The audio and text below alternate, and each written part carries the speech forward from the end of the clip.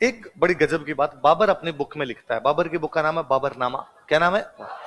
बाबरनामा में बाबर इस युद्ध को बाबरनामा वास्तव में डायरी है। वो दिल्ली का लिखता है, आज ये आज ये, इस प्रकार की बातें उसके अंदर, रूटीन सा लिखता है वो अपना उसके अंदर। तो बाबरनामा में बाबर लिखता है कि मैं जब काबुल में था, मैं कहां पे था, एक दिन सांगा के कुछ आदमी मेरे पास आए। किसके आदमी? और उन्होंने आके कहा कि बाबर, तो हमारा भाई है, तो हमारी सहायता कर, इंडिया पर अटैक कर, इब्राहिम लोदी को मार दे। मैंने पूछा कि भाई क्यों मारना है इब्राहिम लोदी को? तो सांगा के आदमियों ने कहा इब्राहिम लोदी हमें परेशान करता रहता है, हमारी अकेले की इब्राहिम लोदी के खिलाफ पार नहीं पड़ रहे, इसलिए तू आ। इसलिए बाबर कहता है कि मेरे को भारत में किसने बुलाया? सांगा। पर वो कहता है मैं सांगा के बुलाने पर भारत आया, लेकिन पानीपत के पहले युद्ध में जब मैं इब्राहिम लोदी के खिलाफ लड़ रहा था तब सांगा ने मेरी कोई सहायता, मैं इनको सबक सिखाना चाहता हूं। पर यह बाबर की साफ झूठी बात है, क्योंकि पहली बात तो यह है कि बाबर को भारत में बुलाने वाला सांगा नहीं था, दौलत खान लोदी और आलम खान लोदी थे। दूसरी बात, इब्राहिम लोदी के लिए सांगा कम से कम नहीं बुलाएगा। लप्पू सा इब्राहिम लोदी है, उसने 2 बार टिकाया था उसको, खातोली में। और मैं ना कई बार जब सोचता हूं तब मुझे लगता है कि यार सांगा कितना गजब राजा था। बाड़ी कहां पड़ता है? धौलपुर। कहां पड़ता है? आप में से मेवाड़ के कौन कौन लोग हैं? खूब सारे लोग। आप में से कितने जिन्होंने कभी धौलपुर गए हो? इस ट्रांसपोर्टेशन और कम्युनिकेशन में भी मेवाड़ वालों ने धौलपुर नहीं देखा, धौलपुर वालों ने मेवाड़ नहीं देखा। लेना देना ही नहीं है। धौलपुर के कौन कौन है आप में से? आगरा कितना पड़ता है आपसे? 40 किलोमीटर ना, 40-50 किलोमीटर। लोदियों की राजधानी है आगरा। लोदियों की राजधानी कौन सी है? मतलब इब्राहिम लोदी कहां का राजा है? आगरा। सांगा चित्तौड़ से बाड़ी जाता है, इब्राहिम लोदी को कूटता है। इसका मतलब है आपको कोई घर में घुस के मार रहा है। कितना साम्राज्यवादी राजा यार। वो बयाना पर कब्जा किए बेटा। बयाना आगरा के पास है, वो खुद चित्तौड़ का है। मैं मेरे एक दोस्त को हमेशा हंसता रहता हूं, उनका कोई एग्जाम था साल भर, दो एक साल पहले, और उसका सेंटर आ गया उनका भरतपुर, वो खुद मेवाड़ के। मैं रूम गया था, रूम जाते मैंने पूछा अरे सेंटर कहां है आपके एग्जाम का? तो उन्होंने कहा यार सेंटर बड़ा कोर्ट सा दे दिया यार इन लोगों ने इस बार। कैसे? तो यार सेंटर भरतपुर दिया है। मुझे क्या दिक्कत होगी? उनका यार जयपुर दे देते यार, ये बैठे ये एग्जाम दे लेते, उदयपुर दे देते तो घर पे जाए आते यार, जोधपुर दे देते तो भी सिस्टर की शादी कर रखे यार जाके आते, और इन इलाकों में मैं भरतपुर यार मेरी जिंदगी में नहीं गया कभी, अब भरतपुर कहाँ जाएंगे कहाँ रुकेंगे? तो मैंने कहा यार कहाँ जाएंगे कहाँ रुकेंगे वाले छोड़ो, अपने भरतपुर में भी सैकड़ों दोस्त है, इतने सालों से जयपुर बैठे तो भरतपुर के भी अपने खूब सारे जानकार है, और भी रुकने वाली समस्या तो अब है भी नहीं। होटल में जाओ रुको, सुबह एग्जाम दे के आ जाओ यार, इसमें क्या समस्या है? तो उनका तो भी यार थोड़ा अलग सा है, कभी गए नहीं। तो मैं उनको हंसने लग गया कि अंतिम मेवाड़ी जो भरतपुर गया था वो सांगा था। सांगा के बाद कोई मेवाड़ी कभी भरतपुर, और सांगा खानवा में हार गया था। तो यदि आपको खानवा का बदला लेना है तो भरतपुर जाइए, एग्जाम में पास होइए, ताकि खानवा के युद्ध का बदला लिया जा सके यार।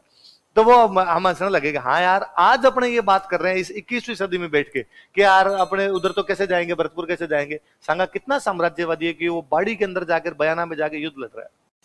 इससे अधिक साम्राज्यवादी क्या होगा? तो कम से कम इब्राहिम लोदी के लिए सांगा बुलाएगा नहीं। पर फिर भी बाबर लिखता है तो एक कारण उस वाला भी माना जाए, वो अपने आप को जस्टिफाई कर रहा है कि मैं क्यों अटैक कर रहा हूं। उसने कहा मैं इसलिए कर रहा हूं। बाबर का सेनापति कौन था? सुल्तान। तो पहले से एक बंदा बैठा है मेहंदी ख्वाजा, सहायता करने के लिए कौन है? सुल्तान। इस युद्ध में किसकी जीत हुई? सांगा की जीत हुई। तो अब सांगा ने कहा कि अब अपने आगरा पे कब्जा कर लेते हैं। कहां कब्जा कर लेते हैं? आगरा। फिर दूसरा क्या हुआ? इब्राहिम लोदी तो मर गया था। इब्राहिम लोदी का छोटा भाई था महमूद लोदी। कौन था? उसको पता चला कि बाबर के खिलाफ कौन लड़ रहा है? सांगा। उसके भाई को किसने मारा था? बाबर। दुश्मन का दुश्मन दोस्त। तो महमूद लोदी सांगा के पास आ गया। उसने सांगा को आगा कि भाई सांगा, पहले अपनी भले लड़ाई हो रखी थी पर अब दोनों का दुश्मन एक है बाबर, इसलिए दोनों मिलके लड़ते हैं। सांगा ने कहा ठीक है तुम मेरा साथ दो, मैं तुम्हें आगरा दिलवा दूंगा। क्या दिलवा दूंगा? तो अब बाबर को पता चला कि अफगान और सांगा आपस में मिल गए और कहां पर हमला करेंगे? आगरा। तो बाबर को लगा अब आगरा बचाना जरूरी, तो अब बाबर खुद लड़ने के लिए आगरा से उधर। बीच में इधर बयाना से आगरा के बीच में एक जगह पड़ती है खानवा। कौन सी जगह? तो इस बार लड़ाई कहां पर भी? खानवा। पहले वाले के 1 महीने बाद। वो कब हो रहा है? 16 फरवरी। ये है भाई आपका 17 मार्च। ये तारीख याद रखना। बाबर आ गया आगरा से, सांगा इधर से गया हुआ है, खानवा मैदान में सेनाएं आमने सामने पड़ी है, लड़ाइयों की तैयारी कर रहे हैं। महीने भर का टाइम लिया दोनों ने बीच में अपनी सेना बिना लगाने में। अब से 17 मार्च को लड़ाई करनी है। 16 मार्च को बाबर अपने सैनिकों को इकट्ठा करता है और बाबर सैनिकों को इकट्ठा करके कहता है कि अपने कल सांगा के खिलाफ लड़ेंगे। हाउस द जोश? सैनिकों ने कहा लो सर। कैसे? सैनिकों ने सांगा के खिलाफ लड़ने से क्या कर दिया? सैनिकों के कारण सीधे सीधे दो। एक कारण तो यह था कि बाबर जब काबुल से आया था इब्राहिम लोदी के खिलाफ लड़ने के लिए पानीपत में, तब वो अपने सैनिकों को कह के लाया था कि अपने दिल्ली आगरा लूटेंगे और लूट के वापस आ जाएंगे, लेकिन वो वापस नहीं गया, यहीं रुक गया।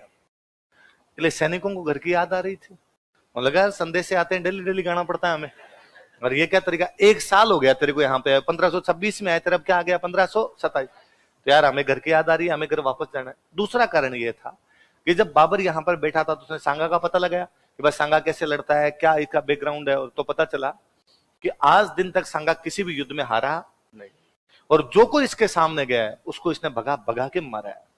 और पता चला कि सांगा जब खानवा में लड़ने के लिए आया तो उसका एक पैर नहीं है, एक हाथ नहीं है, एक आंख नहीं है, एक कान नहीं है, 80 घाव थे उसके शरीर पे। कितने घाव थे? 80 घाव लगे थे तन में, फिर भी व्यथा नहीं थी मन में, कि 80 घाव उसके तन पे थे, उसके मन में कोई भी चिंता। हरिवंश राय बच्चन कहते हैं, मन के हारे हार है न मन के जीते। यदि आपके मन में हो कि अपने को जीत मिल सकती है तो हो जाएगी, आपके मन में यह है कि अपने हार जाएंगे तो कभी भी आप जीते। रोता जावे वे मरे डांगा समाचार लियावे, जो रोते हुए जाते हैं वो मृत्यु का समय।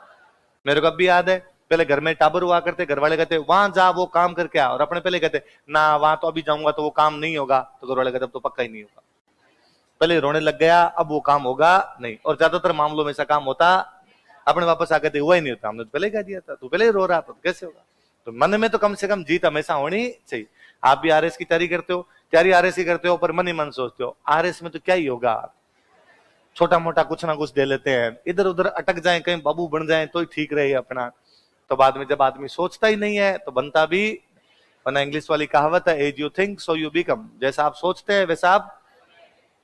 और सोचना तो बड़ा ही सोचना, दूध खानी दोबा भर खानी, दोहरे माथे बैठ खानी।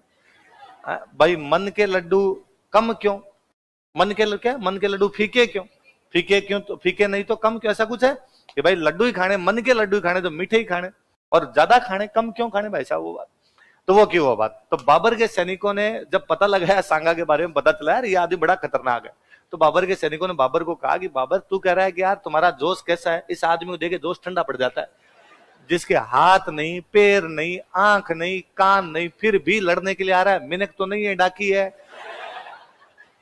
और इसके खिलाफ क्या लड़े, इसके पास खोने के लिए है क्या, इसमें तेरा घाटा इसका, अपने मरमुरा जाएंगे सारे के सारे।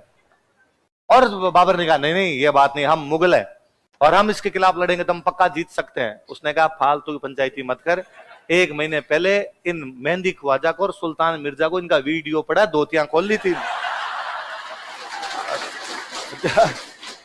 मेहंदी ख्वाजा सुल्तान मिर्जा ने कहा कि वीडियो डिलीट करवा दो प्लीज, ये कोई तरीका नहीं होता है ऐसे। तो कहा यार इस आदमी से क्या लड़ा जाए, तो बाबर को लगा खेल खत्म कर दिया यार। भाई यदि सैनिक लड़ना ही नहीं चाहेंगे, भाई मैं आपको कहूं कि आपको आरएस का पेपर देना, आपको सर हम तो नहीं दे रहे, तो फिर मेरे करने क्या मतलब, पढ़ाने का मतलब क्या हुआ।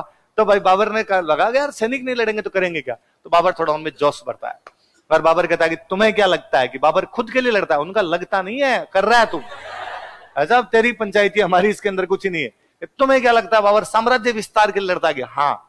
बाबर ने कहा नहीं, बाबर ना खुद के लिए लड़ता है ना साम्राज्य विस्तार के लिए लड़ता है, जिहाद है। क्या है? जो धर्म की लड़ाइयां हुआ करती उनको क्या बोला करते? बाबर ने कहा ये जिहाद, और मेरे को अल्लाह ताला ने फरमाया है कि दुनिया के इस छोर से लेके उस छोर तक मैं इस्लाम की पताका लहरा दूं, मैं धर्म की लड़ाई लड़ रहा हूं, मजहब की लड़ाई लड़ रहा हूं, मैं जिहाद कर रहा हूं। यदि मैं जिंदा रहा तो मैं गाजी बन जाऊंगा। क्या बन जाऊंगा? जो धर्म की लड़ाइयां करते उनको क्या बोलते? और मर भी गया तो मैं शहीद कहलाऊंगा, सारे लोग मेरा सम्मान करेंगे, जन्नत जाऊंगा मैं। और तुम लड़ना चाहते हो लड़ो, नहीं भी लड़ना चाहते तो मैं अकेला लड़ूंगा। थोड़ी जिहाद की, इस्लाम की, मजहब की, धर्म की बातें की तो थोड़े लोगों में रोंगटे वोंगटे से आए। पर एक आधे फौजी साहब कोई सियाने थे, फौजी साहब खड़े हुए, Babar hold hold bro hold, एक बात बता, तेरे मुंह से अल्लाह की, इस्लाम की बातें शोभा नहीं देती, दारूड़ी है, पूरे दिन दारू पीता। बाबर ढंग का दारूड़िया था, सारे दिन दारू पिया करता हूं। इस्लाम में ये भी लिखा हुआ है, अल्लाह ताला ये भी फरमाते हैं कि शराब पीना हराम है, और तेरे हाथ में अब भी गिलास है। तो बाबर ने गिलास में कहा, बाबर ने कहा बाबर कसम खाता है आज के बाद शराब के हाथ। मुगलों में 2 बादशाह ऐसे हुए जो ढंग के दारूड़ी हुए थे, एक तो बाबर, एक जहांगीर।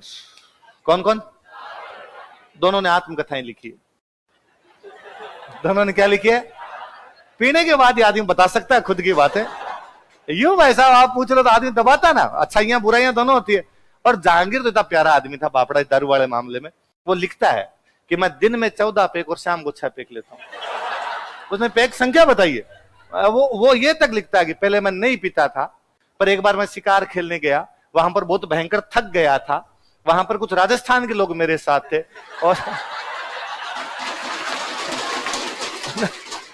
उन्होंने मेरे कागजात एक लेके देखो तो तराटी नहीं आ जाए तो देख लेना। और वो लेने के बाद मुझे खूब अच्छा फील हुआ।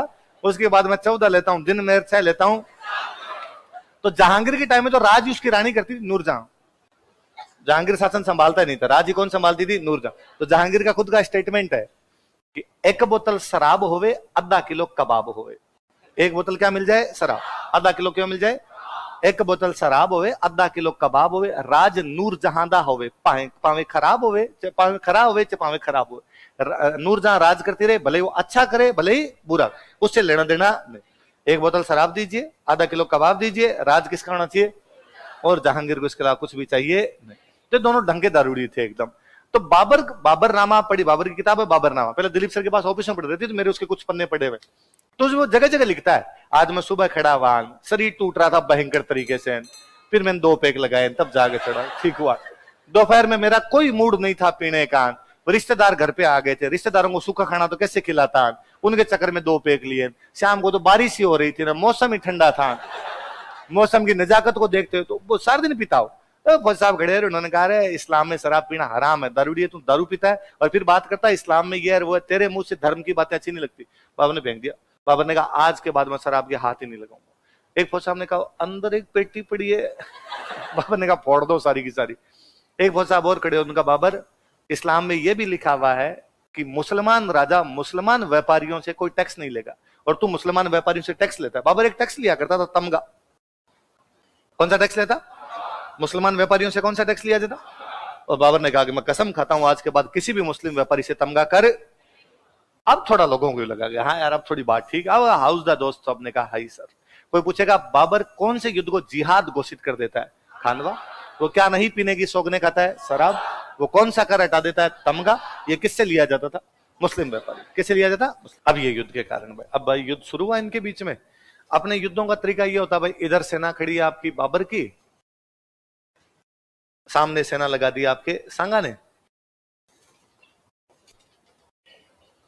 बाबर वह पहला राजा था जो उत्तर भारत में तोपें लेके आया था। उत्तर भारत में क्या लेके आया था? बाबर से पहले भारत में तोपों का इस्तेमाल किसी ने नहीं किया था। तोप मतलब बारूद। इससे पहले बारूद का इस्तेमाल नहीं था। इससे पहले क्या लड़ाई थी? तलवार से तलवार, भाले से भाला, तीर कमान से तीर कमान, घोड़े से घोड़े वाला लड़े, हाथी से हाथी वाला लड़े, पैदल से पैदल लड़े। अपनी लड़ाइयां वो थी। बाबर पहली बार क्या लेके आया था? तोपें। एक तो अपने वालों को कभी तोपें देखी नहीं थी, आउट ऑफ सिलेबस हो गया था एग्जाम में पूरा एकदम। फिर दूसरा अपने साथ ये दिक्कत और थी, जैसे मान लो इसमें लिखा वागड़ का उदय सिंह, तो वागड़ का उदय सिंह अपने 7,000 फौजी लेके आया, तो वो यहां पर खड़ा है कि उदय सिंह खड़ा है यहां पर। आमेर का पृथ्वीराज मान लो अपने 4500 फौजी लेके गया, तो वो यहां पर खड़ा है। यहाँ पर बीच में एकदम सांगा खड़ा है, उसके साथ में यहाँ मालदेव खड़ा है, यहाँ पे अखिराज देवड़ा खड़ा है, यहाँ पे मान लो चंदेरी का मैदीन राय खड़ा है, हसन खान मेवाती खड़ा है, देवलिया वाला बाग सिंह खड़ा है। सब लोग अपने अपने सेनाएं लेके खड़े हैं। शुरुआत में लड़ाई शुरू हुई, यहाँ मान लो रतन सिंह चुंडावत हारावल के अंदर खड़ा है। लड़ाई शुरू हुई, तोपें आने लगी, तोपों से सैनिक मरने लगे। पता ही नहीं था यार तोपों से कैसे युद्ध किया जाता। घोड़ा आया साथ में 50-60 को उड़ा के चला गया। इनको ये तो समझ में नहीं आ रहा था ये कैसे होगी सब चीजें एकदम। जब ये तोपों से सामने वाले मरने लगे तो एक दिक्कत आएगी। मान लो यहाँ पे अमीरवाड़ा पृथ्वीराज खड़ा है और वो तोप का घोड़ा मर गया। अपने ये भी था कि सारे राजा खुद युद्ध में भाग लिया करते, पृथ्वीराज मर गया तो मान लो पृथ्वीराज 4500 आदमी लेके गया। यदि पृथ्वीराज मर गया तो उसके 4500 सैनिक अब लड़ाई नहीं करेंगे। उनका भाई हम किसके पीछे आए थे? वो मर गया, अब हम बाहर। पता चला आधे घंटे बाद में उदय सिंह मर गया वागड़ वाला। इसके साथ में 7,000 आदमी आए थे, उन मान लो 1000 तो मर गए, 6,000 बचे। वो अब 6,000 लड़ाई नहीं करे, वो बाहर। तोपों की वजह से सेनापति जब मरने लगे तो सेना बाहर निकलने लग गई। अपने यहाँ पे एक समस्या थी, अपने ज्यादातर लड़ाई हाथियों की थी, हाथियों से लड़ा करते थे। हाथियों ने जब तोपों के गोले सुने वो पागल हो गए। उन्होंने भी तो बेचारों ने तोपें नहीं देख रखी थी, धमाके होने शुरू हुए, इसलिए हाथी भागने लगे। भागते हुए हाथी को आप कंट्रोल नहीं कर सकते, इसलिए हाथियों ने इनकी सेना को कुचलना शुरू कर दिया। थोड़ी देर में इनके समझ में आ गई बात कि इन तोपों की वजह से अपने मर रहे हैं, तो इन्होंने लोकेशन थोड़ी चेंज की, यार साइड में हटके, साइड में से हटके लड़ो अपने। इतने बाबर एक गेम और खेल गया। बाबर ने इतने बाबर जब ये सैनिक इधर हाथियों की वजह से मर रहे हैं, तोपों की वजह से मर रहे हैं, तो एक तो सांगा ने ये कहा कि मुझे सबसे आगे ले जाके खड़ा कर दो। साथ वालों ने कहा कि साहब आपके हाथ नहीं, पैर नहीं, आंख नहीं, कान नहीं, क्या करोगे आगे जाके? सांगा ने कहा यदि मैं आगे आगे जाके लड़ूंगा तो पीछे सेना को लगेगा कि हमारा राजा आगे लड़ रहा है, मोटिवेट होगी सेना, सेना वापस नहीं जाएगी, सेना लड़ लेगी मेरे को देख के। इसलिए सांगा को सबसे आगे खड़ा कर दिया। ठीक ठाक लड़ाई चल रही है, इतने में बाबर अपना एक दांव खेल था। वो उज्बेकिस्तान से आया हुआ था। उज्बेकिस्तान में एक लड़ाई का तरीका था तुलगुमा। कौन सा था? अपने यहाँ पे लड़ाई थी कि आमने सामने लड़े, भाई ये है इनसे ये लड़े, इससे ये लड़ ले, इससे ये लड़ ले, इससे अपने सीधी सीधी लड़ाई होती। और उसमें अपने राजस्थान वालों की लड़ाई तो और बड़ी गजब की थी कि अपने तलवार से लड़ रहे हैं, सामने वाले की तलवार टूट गई तो अपने वाले खड़े हो जाते, नहीं लिया। और अपने मानते भाई तेरे पास तलवार है ही नहीं तो तू कैसे लड़ेगा। और वो यदि कहती था भाई मेरे पास नहीं तो अपने वाले कहते रुक मेरे पास दो है, ये एक तू ले ले एक मैं ले लेता। ये भावना अपने में अब तक है ना। मेरे कोई कहता ना भाई अपने राजाओं ने दिमाग नहीं लगाया, तो मुझे लगता है ये तो अब भी है अपने में। मैं कहता हूं अब भी कॉलेज टाइम के अंदर और कभी कोई लड़ाइयां हो जाती, स्कूल में कभी लड़ाई हो जाती, तो उसमें कोई आके दोस्तों में यूं बातें करता ना कि आज हमने उसको पीट दिया रे, तुम कितने लोग थे कि 5, वो कितना था 1, और दोस्त हम आलोचना कर दिया करते, अरे यार अकेला था बापड़े क्या मरा रे, तुम 5 जने लगे मरे। वो भी हमारा कोई दोस्त आके कभी कहता या कभी ऐसी कोई बात सुनते, एक दोस्त आया उसने कहा यार उसके सिर में लगी हुई है, यहाँ पे लगी हुई है, अरे क्या हुआ क्या वहां पे मेरी लड़ाई हो गई थी, वो कितने लोग आए थे कि 5 आए थे, क्या हुआ तो उन्होंने मेरे को पीटा, पर मैंने भी उनके 2-4 के सिर फोड़ दिए थे। शाबाश मेरे चिते, कोई बात नहीं, भाई का इलाज करवा लेंगे, पर भाई वहां से भागा। ये अपने ही मानते थे, आज भी अकेले को पीट दे अपने उनको कभी बहादुरी का तमगा देते नहीं। तो अपने वो भावना तब भी थी यार, जब जिसके पास हथियार नहीं उसे लड़ा कैसे जाए। बाबर यहाँ साम दाम दंड भेद जानता है, उसको जानता था लड़ाई में जीत होती है लास्ट में। सिद्धांत विधांत आपके बहुत साइड के अंदर रह जाते हैं। उसने काम किया, उधर उसने एक सेना इधर से उतारी, एक सेना इधर से उतारी, 3 तरफ से घेर के मारते थे, इसको क्या बोलते थे? अब मैं सामने वाले से लड़ रहा हूं इससे, तो मैं ये तो सोच ही नहीं सकता ना एक इधर से भी आके मारेगा मुझे लगता था इसके खिलाफ लड़ रहा हूं, या तो ये मुझे मार देगा या मैं इसको मार। इतने में इधर से तिरछा एक और आगे मारने लगा, तो मैंने पहले तो उसको ये कहा कि चीटिंग है, चीटिंग, सामने से आओ, ऐसे नहीं लड़ सकते। इतने मार मुर गए। इधर तुलगोमा में सैनिक मर रहे हैं, तोपों से लोग मर रहे हैं, सेनापतियों की वजह से सेना बाहर निकल रही है, हाथियों की वजह से सैनिक मर रहे हैं। बाबर ने देखा कि सांगा सबसे आगे आगे लड़ रहा है ताकि सेना का मोटिवेशन दिया जा सके, और सेना वास्तव में मोटिवेट होगी, उसकी ठीक ठाक लड़ रही है इस समय। तो बाबर ने फिर दिमाग लगाया, उसने पूरी कैलकुलेशन बिठा रखी थी।